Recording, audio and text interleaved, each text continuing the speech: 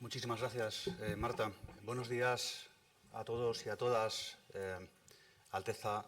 queridos colegas, amigos, colegas panelistas. Es un enorme placer estar aquí con todos y con todas, con tantas amigas y amigos con los que he compartido tanto. Me olvidé incluir algo cuando envié mi pequeño párrafo sobre algunas de las cosas que he hecho, que he sido parte del comité asesor de la Fundación La Caixa, de su programa internacional durante algunos años. Y tengo que decir, y no es porque lo organiza La Caixa, que ha sido una de las experiencias más enriquecedoras que he tenido en mi carrera profesional.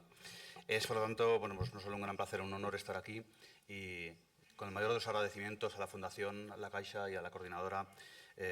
por el que me han dado por estar aquí. Quería transmitiros, como siempre, el agradecimiento también y la acogida de David Navarro, el asesor especial de Ban Ki-moon para Cambio Climático y la Agenda 2030, para quien trabajo directamente, y su saludo a todos y a todas. Para nosotros en la oficina es siempre una enorme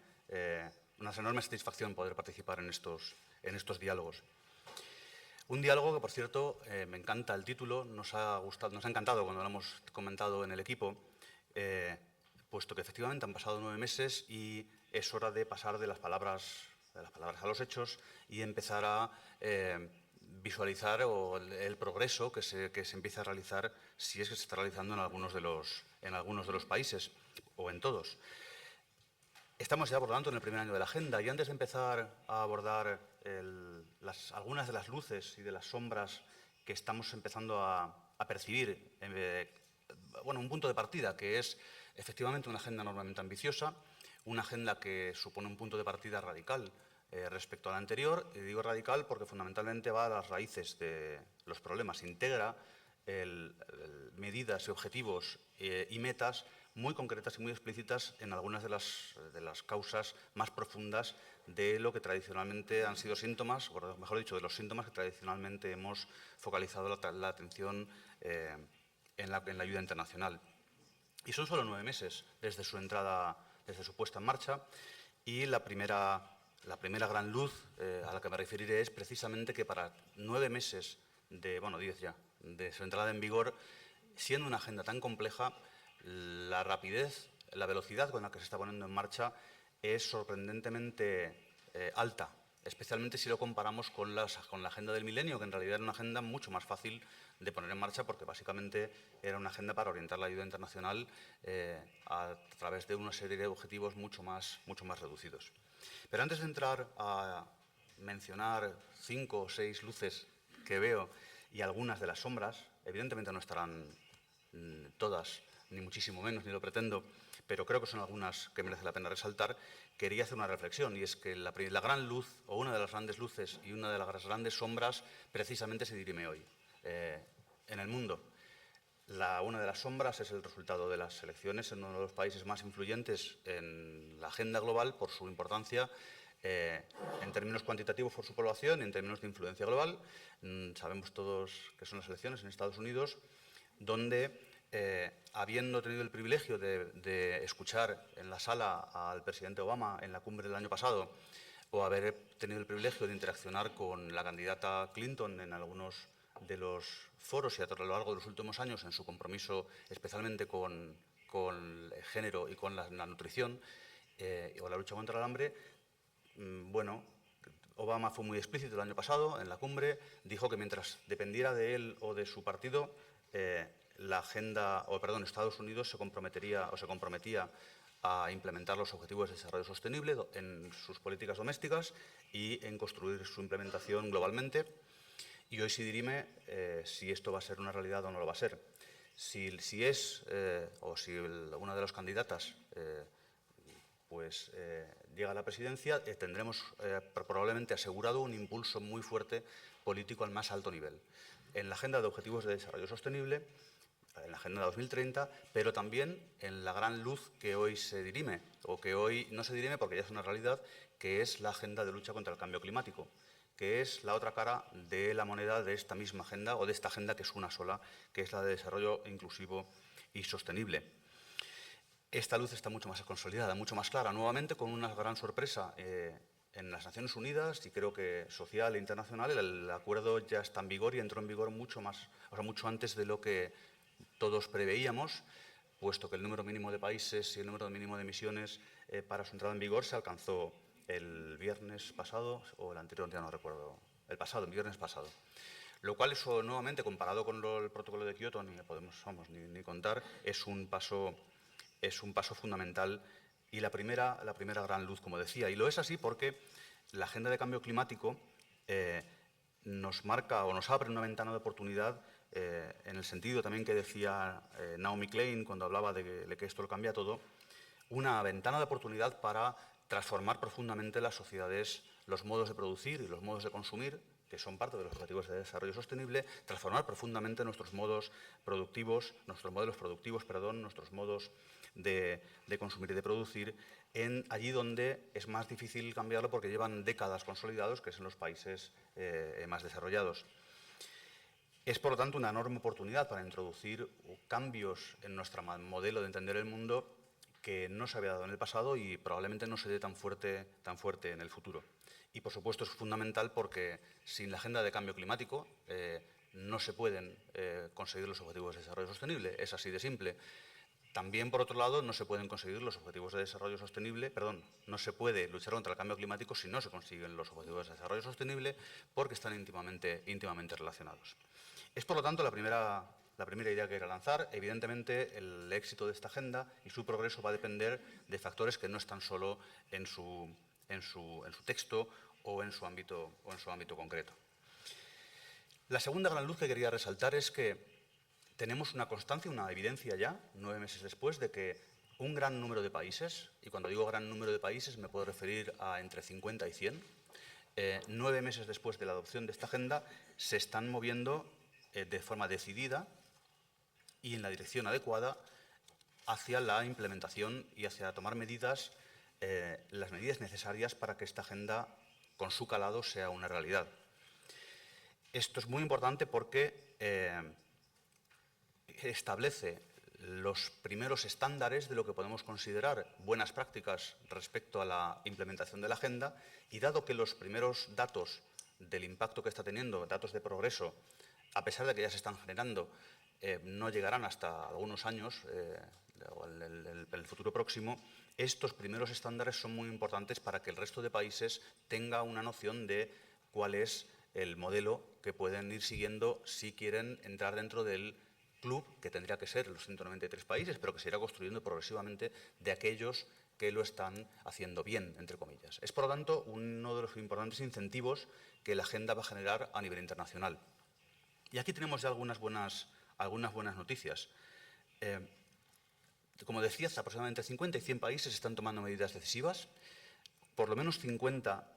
y esto lo comenté recientemente en una jornada organizada por Intermon Oxfam, relativamente recientes, los que estuvisteis ahí seguramente me oiréis repetir algunas cosas, por Intermon Oxfam y el Comité Español de UNICEF, por lo menos 50 están tomando medidas con una implicación completa de su jefe de Estado o de su presidente o presidenta del Gobierno, por lo tanto con un liderazgo político al más alto nivel dentro de sus países, y están adoptando todas las medidas políticas, institucionales, presupuestarias necesarias para arrancar el alineamiento del conjunto de sus políticas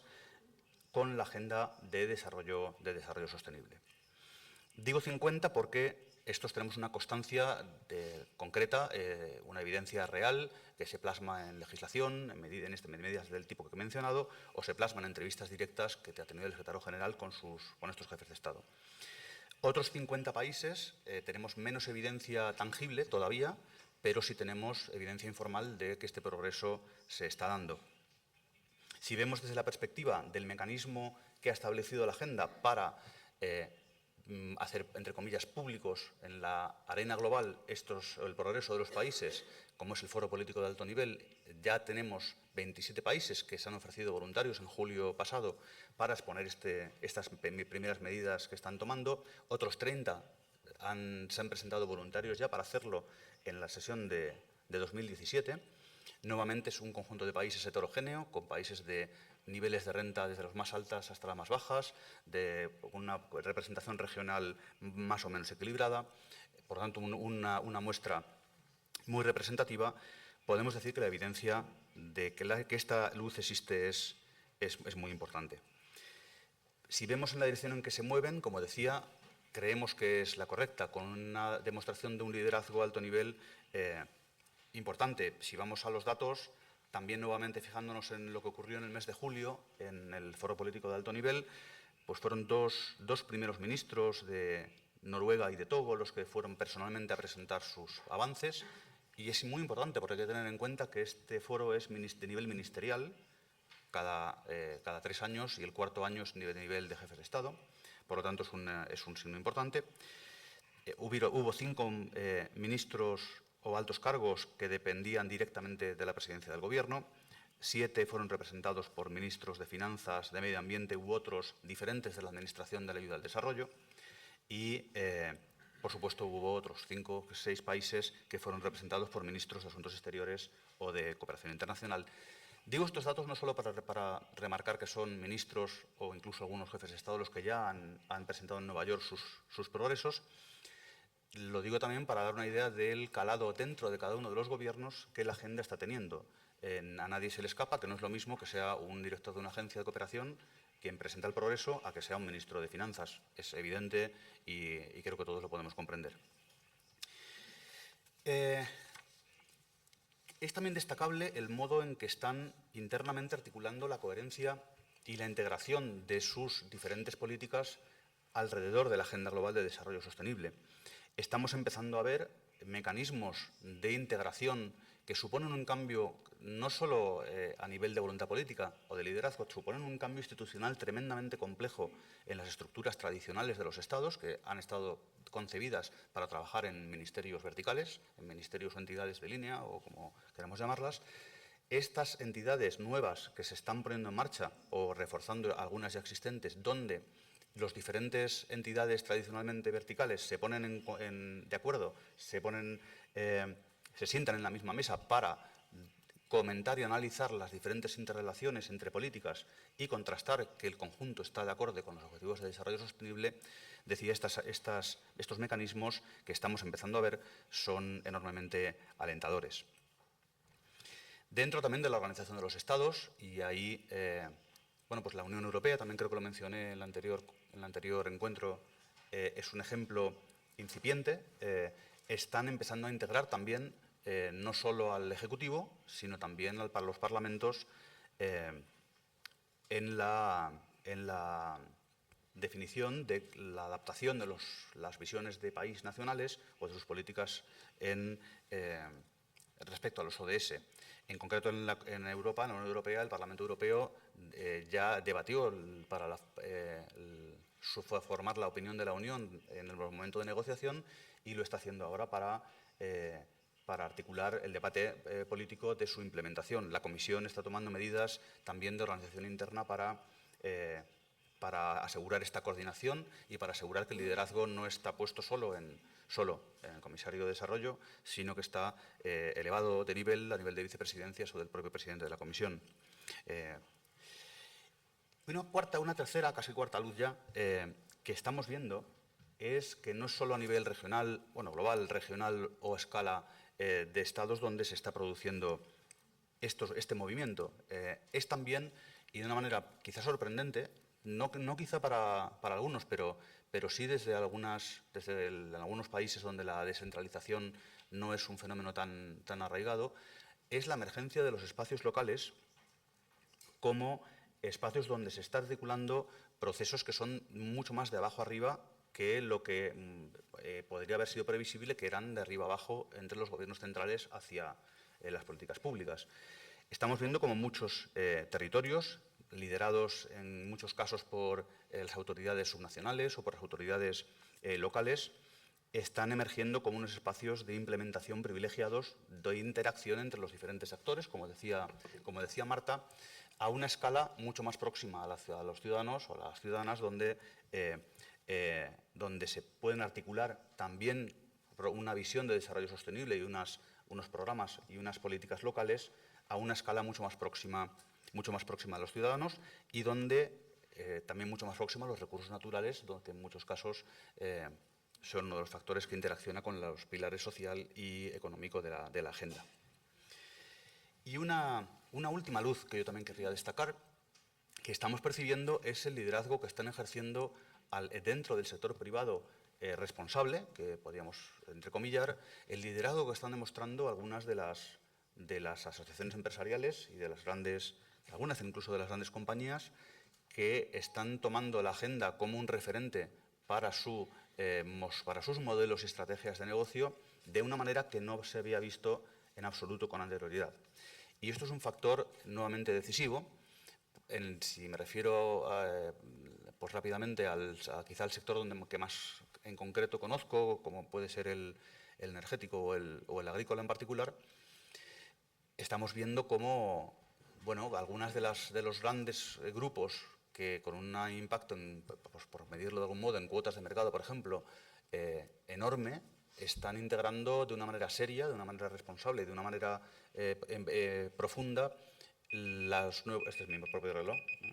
que me avisa que ya no me quedan tiempo para sombras, lo cual es buena noticia. Los que me conocen saben que soy optimista, entonces tiendo a ver más luces que sombras habitualmente, luego me cae alguna por eso. Decía que podemos ver algunas corporaciones muy importantes que se están juntando en algunos sectores y entre sectores, probablemente también porque la agenda de cambio climático, o la realidad, digamos, del cambio climático, está empezando a ser factorizada, integrada en las amenazas de los modelos de negocio en el futuro, ya futuro más próximo y no tanto en un futuro muy lejano e indefinido, y por lo tanto empiezan a aparecer números en las cuentas y en las proyecciones que revelan que realmente se cambian los modelos de negocio a gran escala y el impacto, sobre todo en el medio ambiente o social, pues los negocios no tendrán viabilidad. Es lo que yo llamo que no hay Coca-Cola sin agua, básicamente. Quizás muy motivado por este razonamiento inicial, o por lo menos algunos de los directores ejecutivos pues así lo manifiestan, pero también por una preocupación genuina por que los negocios contribuyan a modelos diferentes de interacción social y de interacción con el medio ambiente, están motivando pues cambios que son importantes. Si hablamos de que hay, qué sé yo, el 30% del negocio mundial, o las empresas que representan el 30% del negocio mundial en una cadena de valor, en el sector agroalimentario, realmente van a integrar en sus indicadores internos de desempeño y en su rendición de cuentas a sus accionistas los objetivos de desarrollo sostenible, bueno, pues esto es un cambio de una enorme trascendencia, que no había ocurrido evidentemente con los objetivos de desarrollo del milenio y que nuevamente va a las causas en profundidad. Estamos hablando de que son empresas que van a adherirse a principios o estándares globales de respeto al derecho a la tierra, o de respeto a los derechos humanos, o de respeto a toda la legislación laboral, etc. Por lo tanto, una agenda que tiene un potencial de transformación muy importante. Como mi reloj me estaba avisando, me voy a referir rápidamente a dos sombras que creo que tampoco son lamentablemente todas, hay muchas más, pero que yo quisiera destacar hoy aquí. La primera hace referencia a la encrucijada en la que se encuentra la ayuda al desarrollo. Y esto, bueno, pues afecta no solo a España, afecta a todos los países de la OCDE y es un potencial elemento destructivo, digamos, del éxito de la agenda, creo que mucho más alto de lo que parece. Entre otras cosas porque hay una manera de entender esta agenda errónea, diciéndolo errónea desde desde haber estado en el colectivo social amplio de su concepción, que puede interpretar, bueno, esto de agenda ya, la ODE está muerta, digamos, la ayuda al desarrollo, porque esta agenda es global, integra a todos los actores y demás. Nada más lejos de la realidad de las deliberaciones, aunque esta tensión sí que está presente en las deliberaciones, pero nada más lejos de la visión, desde luego, del secretario general, de los que hemos trabajado con él, podemos decirlo, y nada más lejos de la realidad. Esta agenda no requiere menos ayuda al desarrollo, requiere mucha más ayuda al desarrollo. De hecho, el incremento del compromiso de los países desarrollados de la OCDE con la ayuda al desarrollo es uno de los pilares fundamentales de la agenda de financiación de los Objetivos de Desarrollo Sostenible. Si se sostiene lo contrario es falso y además es un razonamiento terriblemente peligroso para el éxito de la agenda, porque sí que es cierto que la ambición de la agenda y el hecho de ir a atacar las causas requiere la movilización masiva de recursos muchísimo más allá de la ayuda al desarrollo, pero no de la existente, muchísimo más allá no de la existente, sino de la que habría que haber alcanzado hace mucho tiempo. Y esto es importante resaltarlo. No solo en términos cuantitativos, también en términos cualitativos, porque una de las amenazas que estamos percibiendo es la desnaturalización de la ayuda al desarrollo para atender de una manera directa a algunos de los efectos más patentes que se manifiestan debidos a la ausencia de justicia social, de oportunidades en muchos lugares del mundo, de violencia, de conflicto, etc. Esto es un peligro, evidentemente, porque la ayuda al desarrollo no se concibió para eso, es como un fraude de ley, por decirlo de alguna manera, en los que sean juristas. Eso no es la ayuda al desarrollo, aunque se puedan matizar los métodos de conteo o de contabilidad para hacerlo, ayuda al desarrollo. Esto es importante porque nos desviará la atención y los recursos hacia prioridades que obviamente son prioridades, no cabe ninguna duda, pero que no deberían de estar costeadas con la ayuda al desarrollo, que se deberían enfocar a las causas, como siempre se hizo, a las causas en profundidad que provocan esos conflictos o esos fenómenos más recientes. Y esto además está muy relacionado con la última gran sombra que puedo percibir, y es,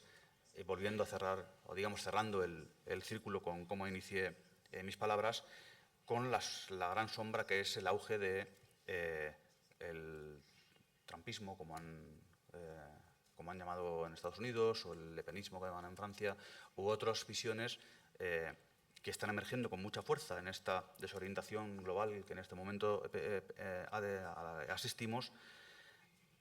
Están dando respuestas a colectivos que han sido empobrecidos, que son jóvenes, que perciben falta de oportunidades o que han sido excluidos a través de lo que estamos conociendo, discursos que son